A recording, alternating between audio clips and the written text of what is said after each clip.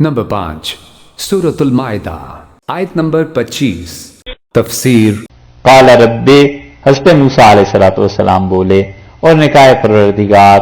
انی لا املک الا نفسی، میں کوئی اختیار نہیں رکھتا الا نفسی مگر میری جان حاضر ہے، واخی اور میرا یہ بھائی ہے حضرت ہارون علیہ السلام، فافرق بیننا، اللہ تفریق کر دے ہمارے درمیان، وبین القوم الفاسقین، اور اے پروردگار ہم تو ہیں ہی اس بے حکم قوم میں، اور ہم میں اللہ تفریق کر دے، ہمیں فرق کر دے، الگ الگ کر دے۔ 4 آدمی کل رہ گئے،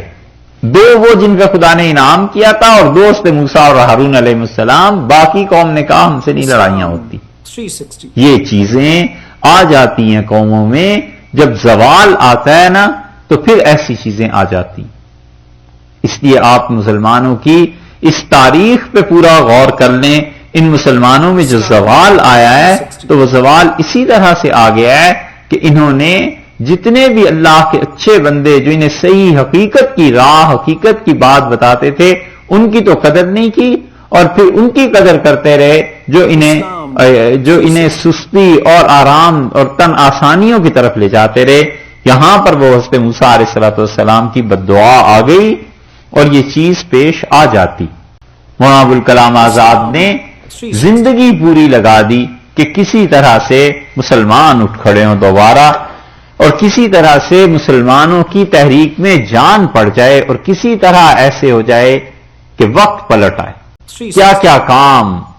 کابل کی ہجرت، پھر البلاغ کا اجرا، پھر مولانا کا قربانی دینا، اور ایسی قربانی کہ ان کی زندگی کو اگر ان کی جیل پہ تقسیم کیا جائے تو ہر 5واں دن ان کا جیل کا تھا زندگی کا۔ ایسی ایسی مصیبتیں، پھر اخبار نکالا، الہلال نکالا،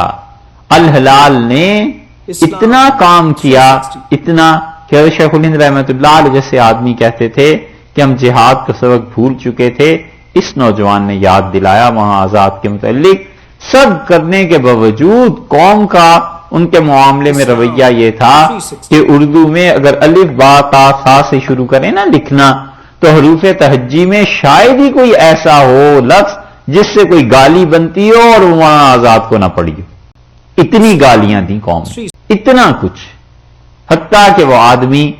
لکھنے پہ مجبور ہوا کہ میں جس زمانے میں بھیجا گیا ہوں میں اس زمانے کا فرد نہیں تھا۔ اور نواب حبیب الرحمان شروانی کے نام جو انہوں نے خط لکھے ہیں، وہ پڑھنے سے پتہ چلتا ہے کہ مولانا پر کیا بیتی اور کیا کچھ ان کے عزائم اور جذبات تھے رحمہ اللہ۔ مگر یہی ہوا کرتا ہے، قومیں جب زوال پہ ہونا تو وہ اپنے محسنین کے ساتھ یہی کرتی ہیں۔ 4 آدمی پوری قوم میں، اور ان میں وہ اتنے بڑے، اتنی عظیم ہستی سیدنا موسیٰ علیہ السلام کی کہ ان کی ساری زندگی قوم کے سامنے ہے کہ اس آدمی نے ساری زندگی مصائب اور تکالیف میں گزاری، ہجرت کی، 10 سال وہاں جا کر محنت فرمائی، فرعون کے دربار میں بار بار جاتے رہے، قتل کے ان کے منصوبے بنتے رہے۔ کون سی دقت اور تکلیف تھی، اور آخر پہ پہنچ کے سب چھوڑ چھاڑ کے وہ چل بھی پڑے ہیں۔ اور یہ یتیم بچہ پیدائشی طور پر جس کے قتل کی سازشیں ہو رہی تھیں، ساری زندگی سامنے، اس کے باوجود قوم ان کا ساتھ نہیں دے رہی۔ یہ زوال جب قوم پہ آتا ہے نا پھر ایسے ہی ہوا کرتا ہے۔ انہوں نے 2 کا ذکر کیا موسیٰ علیہ السلام نے کہ اللہ میں اور ہارون تو حاضر ہیں، باقی دونوں نے چونکہ اظہار کر دیا تھا اپنا خود صحیح کہ ہم تو اللہ کی راہ میں آپ کے ساتھ ہیں، اس لیے ان 2 کا ذکر نہیں فرمایا۔ تو یہ 4 آدمی کل ہوئے، انہوں نے کہا اللہ انی لا املک الا نفسی و اخی، اے پروردگار میں اس قوم کے بارے میں کچھ کہتا نہیں ہوں مگر یہ کہ اے اللہ میں اپنی جان اور اپنی جان میری، اللہ میں اس کے علاوہ کسی چیز کا اختیار نہیں رکھتا کہ میری جان حاضر ہے، وہ اخی اور میرے بھائی حضرت ہارون علیہ السلام وہ حاضر ہیں۔ اے اللہ پھر اس طرح کر دے کہ ففرق بیننا و بین القوم الفاسقین، اللہ فرق کر دے تو ہم میں بھی اور اس فاسق قوم میں جو میرا کہا نہیں مانتی۔